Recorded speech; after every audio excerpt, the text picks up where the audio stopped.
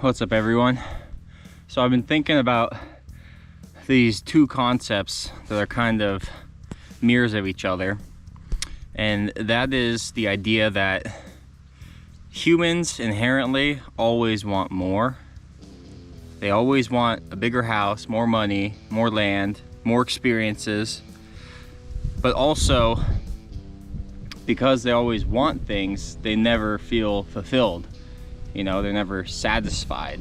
So there's this insatiable satisfaction craving, but you know, maybe you've experienced this. You get a new job, you get a promotion, you get a new car, and then you want something else. You want the next thing, you know, next thing I should say, because the point of this is to find peace in progress. You know, I think that's the best way to go about life. I think there are merits to feeling that hunger of wanting more and feeling that desire to keep achieving things, to get more things. But at some point, you're really just putting yourself in a mental hamster wheel of gratification or longing.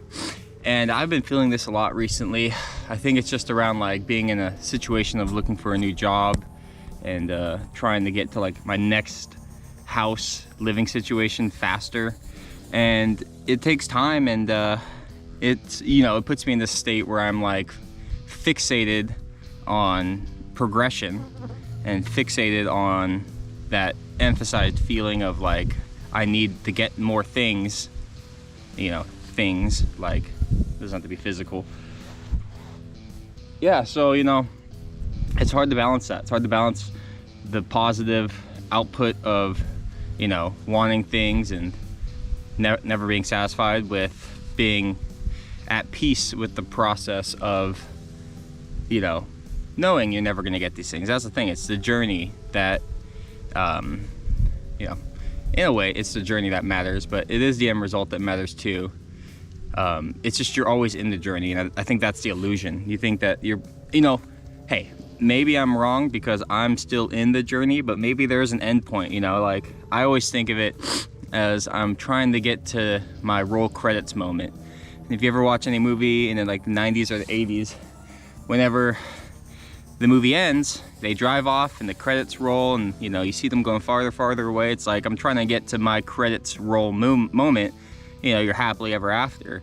But right now I'm like in the plot still, and I'm not sure if that is something that exists in a sense, but you know, I think inherently I'm a pretty content person with what I have. I do feel these like urges to get more progression and work and like land and money, but they almost come out of different poles. Like, you know, being in a relationship with someone I really care about makes me want to provide and be able to provide in the event of catastrophe, you know? So that's like compelling me to make more money, to be more liquid with whatever life throws at us. So yeah, that's kind of where my head's at right now, just trying to figure out how to be comfortable in the process. And there are a few things that make me feel comfortable in the process. You know, one of them is, you know, harken back to a topic of free will and determinism. And if you know me, I believe that determinism is the case. And with that, it's kind of nice to know like things are technically not up to me, and it's comforting to not be responsible in a sense of what happens. Yeah, it's just comforting like that, you know. And you can go back and watch that video on free will and stuff. I can explain it real quick. Essentially, every action, every thought that you have, every movement that your cells make, everything has a causal event, and therefore free will can't exist, because free will would require something to happen without anything before it happening, if that makes sense. Like, you'd have to have a thought that wasn't influenced by the way you were raised, the way that your brain developed, to have free will. You know, there's a whole bunch of fun stuff about that.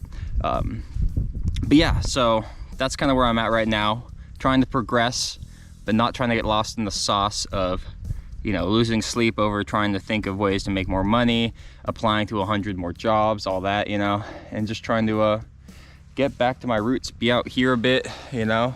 Let me move that camera around for you. And yeah, I just got here.